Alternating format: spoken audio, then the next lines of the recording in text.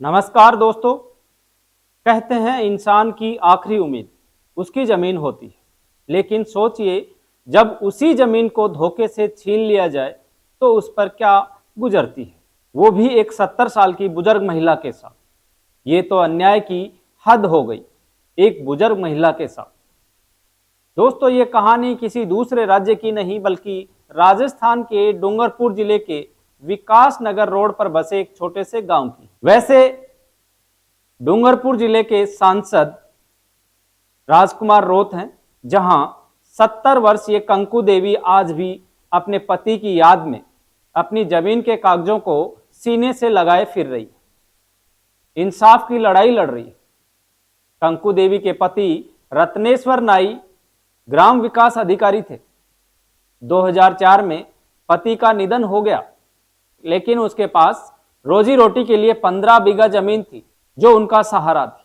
उस पर फसल उगाकर बच्चों की पढ़ाई लिखाई करवाई और शादी करवाई बच्चों की। जमीन में फसल उगाने से उनकी रोजी रोटी चलती थी। अब वही जमीन जिससे परिवार का गुजारा चलता था, फर्जीवाड़े की भेंट चढ़ चुकी है।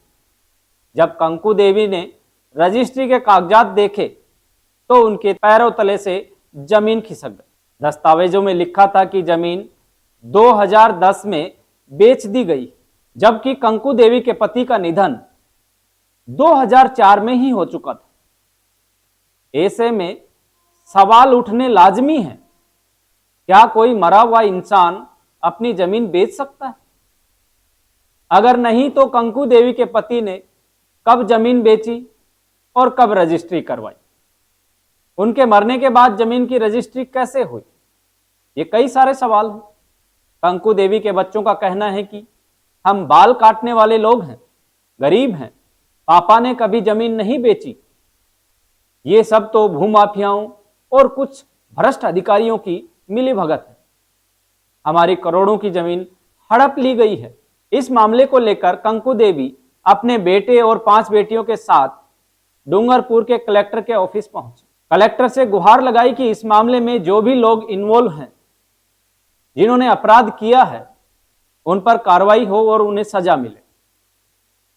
अब सवाल यह भी जायज है कि राजस्थान में कानून सिर्फ क्या पैसे वालों के लिए ही बने हैं?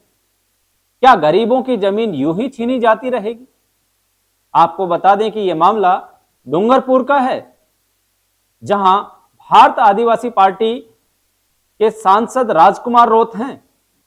ऐसे में अगर पीड़ित परिवार राजकुमार रोत से मिलकर इस मामले से रूबरू करवाए तो सांसद जी जरूर उनकी मदद करेंगे। दरअसल राजकुमार रोत गरीबों के हितैषी नेता है और गरीबों की पुकार सुनते भी हैं।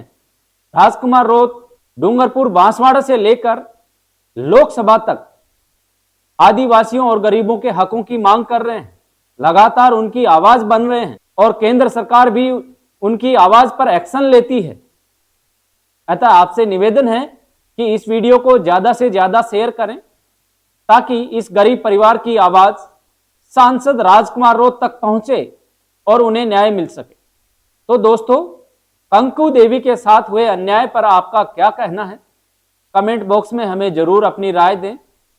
जानकारी अच्छी लगी तो वीडियो को ज्यादा से ज्यादा शेयर और लाइक करें, और हां, चैनल को सब्सक्राइब करना ना भूलें।